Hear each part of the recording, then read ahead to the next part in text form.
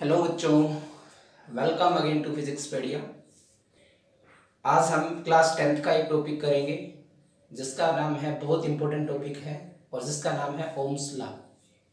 तो आइए शुरू करते हैं ओम्स लॉ को। ओम्स लॉ देखिए, बहुत ही इंपॉर्टेंट टॉपिक है ये। आप लोग किसी भी पर्पज से देखिए, एक फंडामेंटल लॉ है। आगे जब आप लोग पढ़ाई को जारी रखते हो तो उस केस में आपको बार बार ये चीज़ें, ये जो इलेक्ट्रिसिटी जब भी आप लोग पढ़ोगे तो ये जो फॉर्मूला यहाँ से निकल के आएगा ओम्स लॉ का, वो आपको बहुत बार इस्तेमाल करना पड़ेगा। तो देखिए ओम्स लॉ क्या कहता है। ओम्स लॉ कहता है कि at standard conditions of temperature, मतलब एट कांस्टेंट टेम्परेचर, मैं सिंपल शब्दों में बताऊं तो ये कह सकता हूं, एट कांस्टेंट टेम्परेचर जो करंट होता है, current through a conductor is directly proportional to potential difference across its ends. किसके एंड्स के ऊपर? कंडक्टर के। जैसे सिंपली बताते हैं, there is a cylindrical conductor. मैंने यहाँ पर एक कंडक्टर को कंसीडर किया, ये कंडक्टर है, ये उसकी लेंथ ले ली हमने। लेंथ उसकी थी कितनी? एल से मैं उसको दिखा रहा हूँ। ए जो था, ये जो इसका area, area of cross section, area of cross section, ये चीज़ बड़ी इंपॉर्टेंट है, ये ध्यान दें। देखो इसका कंप्लीट एरिया तो आप लोग जो ये इसके लेटरल जो फेसेस होते हैं जो सर्कुलर हैं वो, और जो इसकी कर्व सरफेस है वो टोटल एरिया निकलेगा। क्रॉस सेक्शन जो सिलेंडर का होता है वो सर्कुलर होता है, और जो सर्कल का एरिया है वो एरिया ऑफ क्रॉस सेक्शन है, जो बराबर होगा पाई आर स्क्वायर के। ठीक है, तो वो होगा एरिया ऑफ क्रॉस सेक्शन। तो एरिया ऑफ क्रॉस सेक्शन ले लिया हमने। अब कहता है इस कंडक्टर के एंड्स के ऊपर मैं एक बैटरी अप्लाई करता हूं। ये एक बैटरी मैंने इसके साथ जोड़ दी है। ये बैटरी का पॉजिटिव टर्मिनल है, ये बैटरी का नेगेटिव टर्मिनल है। तो क्या है, जब जैसे बैटरी आप लोग, उसका पोटेंशियल डिफरेंस जो बैटरी के अक्रॉस अप्लाई किया गया वो V है।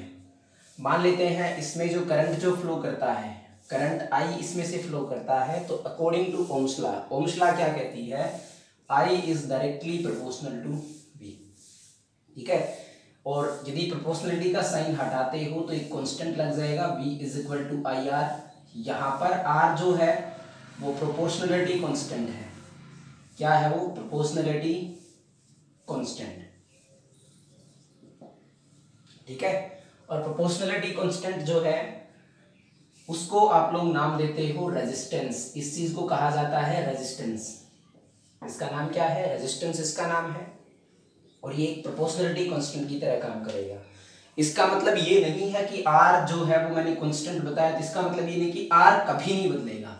लेकिन जब तक आप लोग एक कंडक्टर को रखते हो, सिर्फ आपके पास यही टुकड़ा है कंडक्टर का, गिवन कंडक्टर है। गिवन कंडक्टर से मेरा मतलब है, भाई मैं आपको बताता हूं, गिवन कंडक्टर, गिवन कंडक्टर से मेरा मतलब ये है कि उसकी लेंथ भी सेम रहे, उसका एरिया भी सेम रहे। एरिया कौन सा? Area of cross section.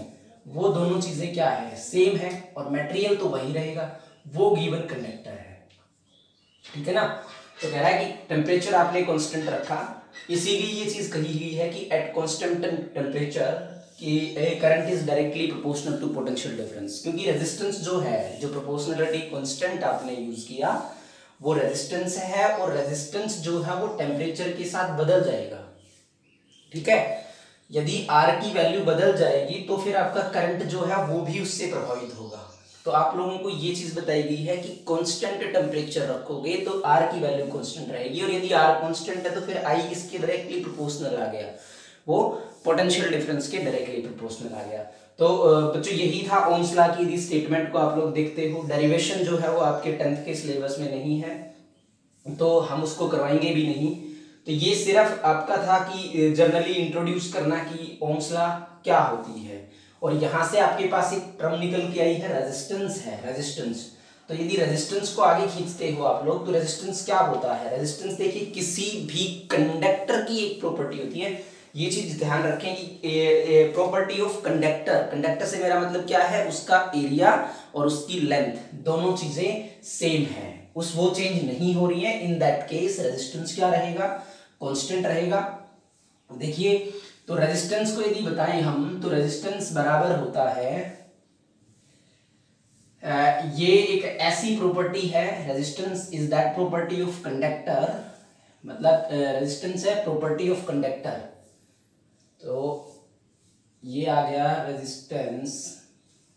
Resistance क्या है? प्रॉपर्टी ऑफ कंडक्टर, ठीक है। Property of conductor to oppose the, या विच अपोजेस लिख देते हैं हम, which opposes flow of current through it. मतलब ये एक ऐसी प्रॉपर्टी है किसी भी कंडक्टर की जो उसके थ्रू करंट के फ्लो का अपोज करती है, और इस प्रॉपर्टी को नाम दिया गया है हमने, रेजिस्टेंस का नाम दिया गया है। रेजिस्टेंस का जो फॉर्मूला है R is equal to rho L by A, जहां पर रो जो दिखाया गया है दैट इज कॉल्ड रेजिस्टिविटी, ठीक है। रेजिस्टिविटी का दूसरा नाम भी बताया गया है स्पेसिफिक रेजिस्टेंस, इसका दूसरा नाम क्या है? Specific resistance. क्लियर? वो ये चीजें आपको पता होंगी। L क्या है? L लेंथ है। A क्या है? A area of cross section है, एरिया ऑफ क्रॉस सेक्शन, ठीक है। तो रेजिस्टेंस एक ऐसी प्रॉपर्टी होती है कंडक्टर की जो किसी कंडक्टर के थ्रू जो करंट का फ्लो होता है उस करंट के फ्लो का अपोज करती है। यहाँ पर एक नई टर्म जो आप लोगों के सामने आई दैट इज रेजिस्टिविटी। तो ये जरूर आपके मन में एक प्रश्न घूम रहा होगा कि रेजिस्टिविटी से क्या मतलब है। देखिए फर्क बहुत छोटा सा है। रेजिस्टिविटी को मैं कह सकता हूं प्रॉपर्टी ऑफ मटेरियल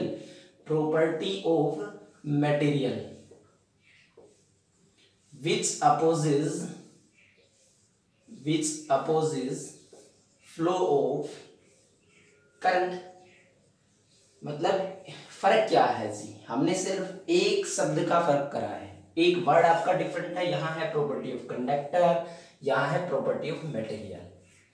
इन दोनों चीजों के अंदर डिस्टिंक्शन करना बहुत जरूरी हो गया है।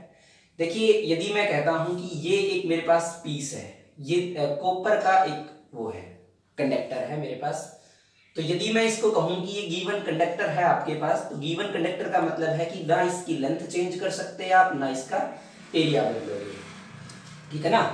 और गिवन मटेरियल क्या है? कॉपर है। कॉपर का कोई दूसरा भी तो कंडक्टर आप लोग ले सकते हो। आपने दूसरा कंडक्टर ले लिया जिसकी लेंथ और एरिया इस पहले वाले कंडक्टर से डिफरेंट थे। इसके थे L1 A1 और इसका लेंथ और एरिया क्या था? L2 A2।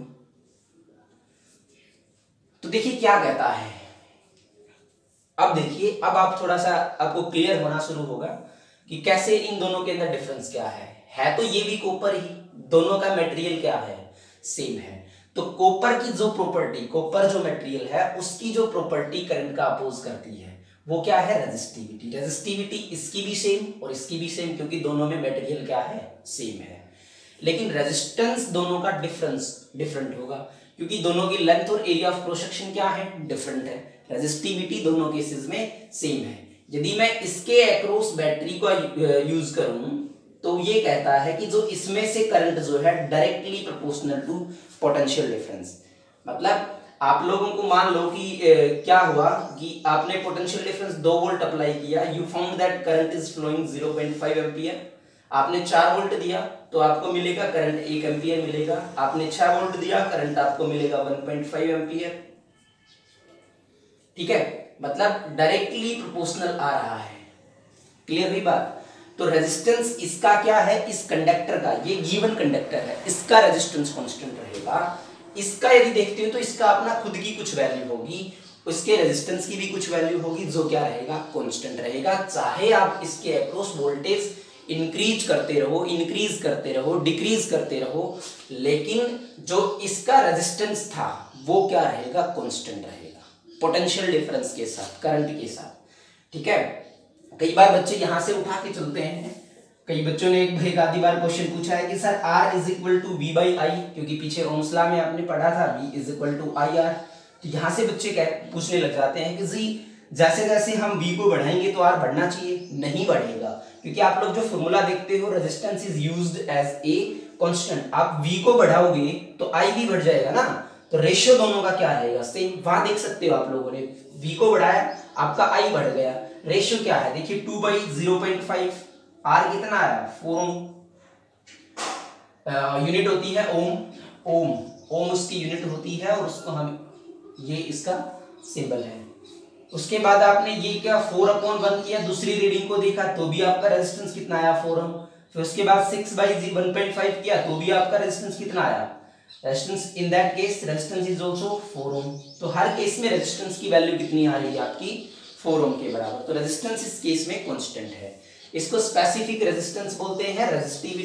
रेजिस्टिविटी डायमेंशंस के ऊपर डिपेंड नहीं करती है, ये जरूर ध्यान दें। डायमेंशंस का मतलब लेंथ और ब्रेड्थ के ऊपर या उसके एरिया के ऊपर डिपेंड नहीं करती है। रेजिस्टेंस लेंथ और एरिया के ऊपर, डायमेंशंस के ऊपर डिपेंडेंट है। रेजिस्टिविटी डायमेंशंस पे डिपेंड नहीं करती है। रेजिस्टिविटी सिर्फ नेचर ऑफ मटेरियल के ऊपर डिपेंड करती है, ठीक है। तो हाँ, ये अलग बात है कि यदि आपके पास कंडक्टर जो है वो है, लेंथ उसकी 1 मीटर है और उसका area of cross section 1 metre square है, in that case therefore R is equal to क्या हो जाएगा, रो के बराबर, ठीक है। वॉल्यूम देखिए कितनी होगी, वॉल्यूम का फॉर्मूला A इंटू L होता है, सिलेंडर की वॉल्यूम का। आप पाई R स्क्वायर रखोगे इसको A को तो आपको पता चल जाएगा, A इंटू L है, तो ये यहां से आप लोग देखोगे तो 1 मीटर क्यूब की वॉल्यूम हो गई है। तो मतलब रेजिस्टिविटी कंडक्टर के रेजिस्टेंस के बराबर है, लेकिन कौन से कंडक्टर के रेजिस्टेंस के बराबर, जिसकी लेंथ 1 मीटर है, जिसका एरिया 1 मीटर स्क्वायर है, मतलब जिसकी वॉल्यूम यूनिट है, 1 मीटर क्यूब के बराबर जिसकी वॉल्यूम है, ठीक है। तो ये था रेजिस्टिविटी के बारे में। अब ग्राफ से रिलेटेड भी क्वेश्चन आते हैं हमारे पास, कि ये जो टॉपिक है ओम्स लॉ का, उसमें 2 ग्राफ बनते हैं, एक VI ग्राफ बनता है, एक IV ग्राफ बनता है। बात तो दोनों की सेम ही है, सिर्फ एक्सेस के ऊपर उनको रिप्रेजेंट करने की थोड़ा सा डिफरेंस यही है कि उनको एक्सेस पे किसे कैसे रिप्रेजेंट करें। तो देखिए V is equal to IR है, हमें पता है डायरेक्टली प्रोपोर्शनल है, तो डायरेक्टली प्रोपोर्शनल के लिए आपका ग्राफ कैसा बनेगा, वो आपका ग्राफ बनेगा स्ट्रेट लाइन। तो मैं पहले IV ग्राफ आपको बना के दिखाता हूं, उसकी स्लोप के बारे में भी हम देखेंगे कि स्लोप उसकी क्या बताती है, ठीक है। तो IV ग्राफ यदि आप लोग देखते हो ओम्स लॉ के केस में, IV जो ग्राफ बनता है, तो I जैसे आ गया y एक्सिस के ऊपर तुमने I दिखा दिया, और वोल्टेज एक्सिस ये आ गया आपका, x axis is taken as the voltage axis, while y axis is taken as the current axis. तो यहां से ये वोल्टेज आपको दिखाई गई है, इधर आपको करंट दिखाया गया है। ये जो आपका ग्राफ बनता है ये ओम्स लॉ का ग्राफ बनता है। जब भी कोई चीजें डायरेक्टली प्रोपोर्शनल होती हैं तो इसी प्रकार का हम ग्राफ लेते हैं। हालांकि इसका लॉजिक है कि इक्वेशन बनती है स्ट्रेट लाइन की, इक्वेशन के साथ साथ हम उसको ग्राफ को ड्रा करते हैं, लेकिन मैं आपको कंफ्यूज नहीं करूंगा। आपको ये चीज ध्यान रखते हैं, जब 2 चीजें डायरेक्टली प्रोपोर्शनल है तो इसी प्रकार का हम ग्राफ बनाएंगे, एक स्ट्रेट लाइन। ये देखिए ये एंगल है थीटा, ठीक है। स्लोप जो बनती है, स्लोप मैं आपको पहले बता चुका हूं क्लासेस के अंदर, जब हमारी रेगुलर क्लासेस चल रही थी तो मैंने उसमें बताया था कि स्लोप बराबर होता है टेंजेंट ऑफ थीटा। तो देखिए ये चीज क्या है, यदि आप लोग देखते हो इस रीडिंग को देखते हो तो ये वैल्यू क्या आ गई है, वोल्टेज की वैल्यू है, ठीक है ना।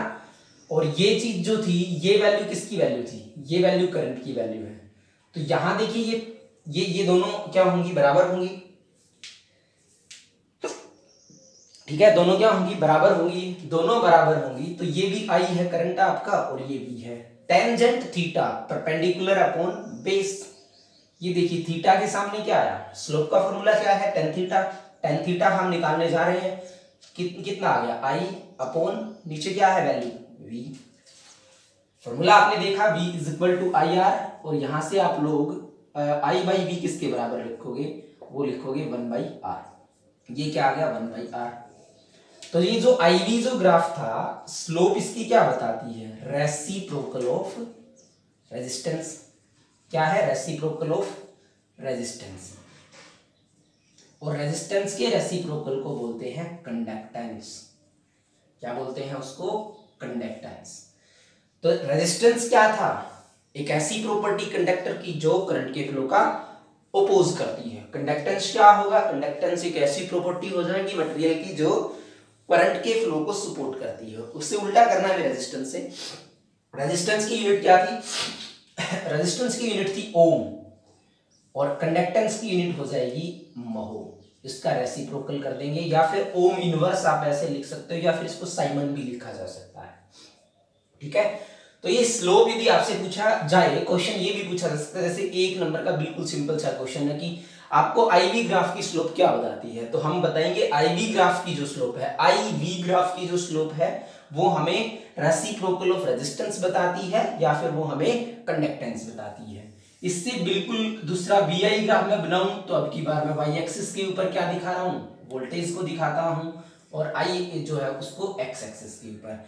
इक्वेशन देखिए डायरेक्टली प्रोपोर्शनल है तो वो जो ग्राफ बनेगा आपका वो स्ट्रेट लाइन ही बनेगा, स्ट्रेट लाइन ही बनेगा। लेकिन इसकी जो स्लोप है देखिए, तो अब की बार ये वैल्यू जो थी वाई एक्सिस के अलोंग जो वैल्यू आएगी वो क्या है? वोल्टेज है, और जो एक्स एक्सिस के अलोंग जो value I that is current. बोले जी स्लोप लो, स्लोप देखिए, स्लोप किसके बराबर? Tangent of theta. ठीक है ना, जो एक्स एक्सिस पे रिप्रेजेंट है उसके साथ लेना है आपको, जो थीटा लेना है वो tangent of theta. Tangent theta देखिए ये परपेंडिकुलर आ गया, ये बेस हो गया, सॉरी ये हो गया बेस, तो ये कितना आ जाएगा? Perpendicular upon base. परपेंडिकुलर क्या है? वोल्टेज है, बेस क्या है? करंट है। V is equal to I, V upon I is equal to R. तो VI ग्राफ की स्लोप आपको क्या बताती है? वो रेजिस्टेंस बताती है। IV ग्राफ की स्लोप आपको क्या बताती है? वो कंडक्टेंस बताती है या फिर रेसिप्रोकल ऑफ रेजिस्टेंस बताती है। ठीक है, आपको इन ग्राफ से रिलेटेड क्वेश्चन मिल सकते हैं, जैसे ये पूछ सकता है वी आर गिवन 2 मटेरियल्स, हमें 2 मटेरियल्स गिवन है और उन मटेरियल्स के अंदर आपको ये बताना है कि कौन से मटेरियल का रेजिस्टेंस ज्यादा है। ठीक है, कौन से मटेरियल का रेजिस्टेंस ज्यादा है, मटेरियल ए और मटेरियल बी। आपको 2 गिवन है, आपको ग्राफ उसका बता रखा है, गिवन मिलेगा, कैसे मिलेगा वो देखिए, ये देखिए। ठीक है, तो इधर आपको बता दिया गया, मान लो ये आई वी ग्राफ है and you are given 2 materials A and B, ये मटेरियल ए का और ये बी का। तो ये आई वी ग्राफ की स्लोप क्या बताएगी? Slope of I V graph is equal to reciprocal of resistance. Which one have greater resistance? Question क्या है? Which one have greater resistance? greater बड़ा ज्यादा रेजिस्टेंस किसका होगा? ठीक है, क्लियर है? तो ग्रेटर रेजिस्टेंस आपको बताना है, तो रेजिस्टेंस किसके बराबर आ गया? Slope of reciprocal 1 upon slope of I V graph. आ गया या नहीं आ गया? मतलब जिस ग्राफ की स्लोप ज्यादा होगी, और स्लोप आई वी ग्राफ की क्या होती है? Tangent theta. बिल्कुल, तो आर जो है that is 1 by tangent of theta. अब देखिए जो v के साथ जो x एक्सिस पे रिप्रेजेंट है उसके साथ आपको थीटा लेना है, ये θ1 बनाता है, ये θ2 बनाता है। ठीक है, तो यहां से हम लोग कह सकते हैं, ये देखिए आपके पास एक लॉजिक निकल के आया है, यहां से आप लोग कह सकते हो कि θ2 जो है that is greater than θ1। Clearly दिख रहा है? यहां से टेंजेंट लगाएंगे तो टेंजेंट फंक्शन तो इंक्रीज ही होता है, tangent of θ2 is greater than tangent of θ1। और रेसिप्रोकल इनका करोगे तो 1 upon tangent θ2 is less than 1 upon tangent θ1। जब उल्टा करेंगे तो ये साइन चेंज हो जाएगा। और 1 अपॉन टेंजेंट θ2 क्या था? रेजिस्टेंस था मटेरियल ए का, तो resistance of material A is less than resistance of material B. देखो क्लियर पता चल गया हमें which one have greater resistance. तो कौन से मटेरियल का रेजिस्टेंस क्या है? ज्यादा है, वो बी का। Metal B have greater resistance, more resistance than A. ठीक है, तो अभी आपके पास इसी प्रकार के हम क्वेश्चन आप लोगों को अभी सोल्व करने हैं। हालांकि जो आपका एक फॉर्मूला है जो हमने बताया R is equal to rho L by A, चलो इसके ऊपर भी एक न्यूमेरिकल लगे हाथ कर लेते हैं। देखिए इस पे भी आपको इंप्लीमेंटेशन जब कर रहे होंगे, ये ग्राफ से रिलेटेड जो ओम्स लॉ के क्वेश्चन थे वो था। अभी हम लोग कर रहे हैं कि ये बता दिया गया है a wire is stretched, wire को देखिए स्ट्रेच किया गया है, stretched by 20% of its length. देखिए resistance 20% of its length. Calculate the percentage change in, मैं आपको क्वेश्चन लिख देता हूं, a wire of resistance R is stretched to 20% of its length. Okay, इसकी लेंथ का 20% तक उसको स्ट्रेच किया गया। Calculate change in number 1 first part है रेजिस्टेंस और नंबर सेकंड पार्ट है रेजिस्टिविटी। ये है हमारा क्वेश्चन, ठीक है। तो देखिए हम मान लेते हैं कि ओरिजिनल लेंथ उसकी कितनी थी, ओरिजिनल जो डायमेंशंस थे, और A area of cross section. Let rho be the resistivity of the material, जिसका वो वायर थी, जिस मटेरियल की वो वायर थी, से आप मान सकते हो कॉपर की थी, एल्युमिनियम की थी, तो जो भी वायर थी उसकी रेजिस्टिविटी कितनी है, रो है, ठीक है।